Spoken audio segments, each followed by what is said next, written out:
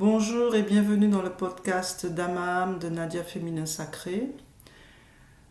Comment explorer notre réalité à travers les 4 dimensions de l'existence? Notre vie d'être spirituel, divin incarné, est jalonnée par 4 grands domaines. Domaines qui sont liés aux 4 éléments, au cycle de la roue du zodiaque, et qui correspond au parcours de la conscience, de l'âme, de l'esprit, dans toute sa symbolique à la fois subtile et matérielle, à savoir les pensées, les émotions et les actions.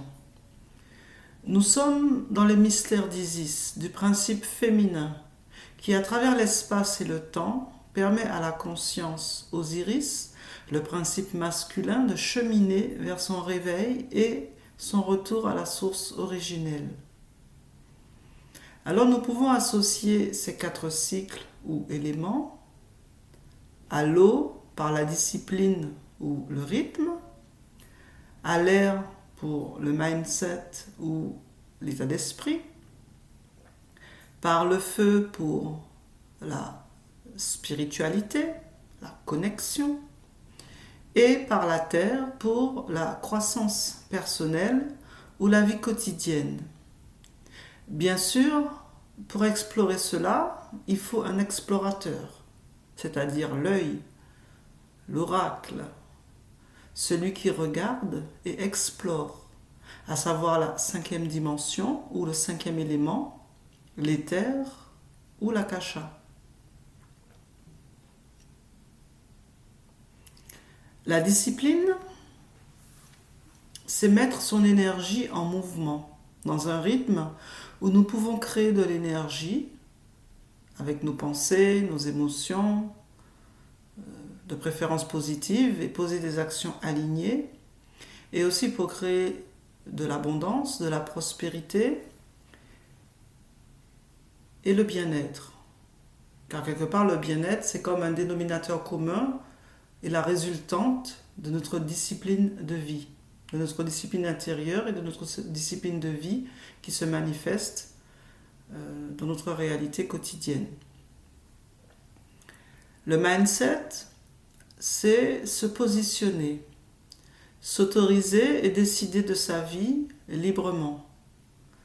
C'est être centré, ancré, déterminé, focus tel un arbre, profondément enraciné qui peut se connecter aux énergies racines, terrestres et célestes, pour s'élever davantage et rayonner ce qu'il est.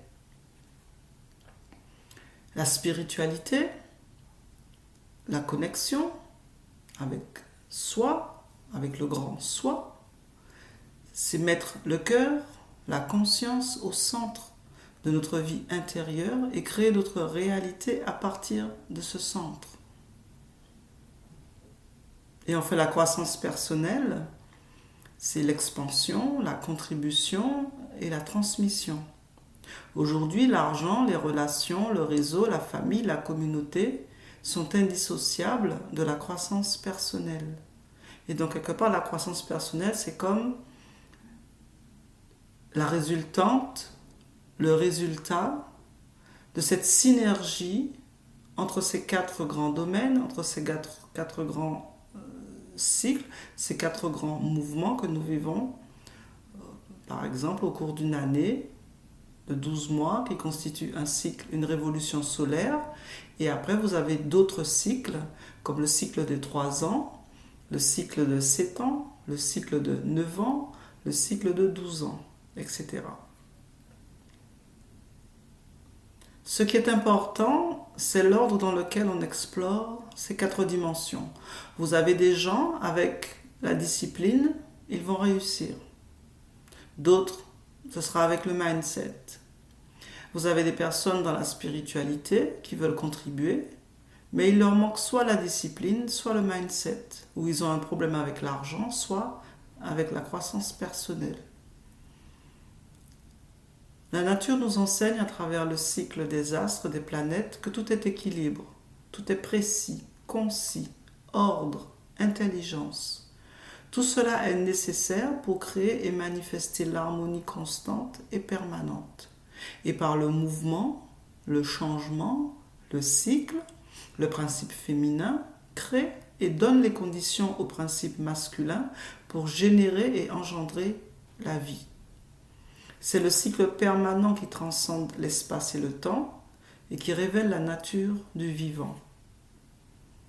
Donc c'est un petit peu ce qu'on pourrait traduire à travers les 4 grands domaines de notre réalité qui façonnent notre existence. Et donc on dirait que la vie traverse cette existence et se manifeste à travers cette existence, à travers ces cycles, à travers ces 4 éléments que nous explorons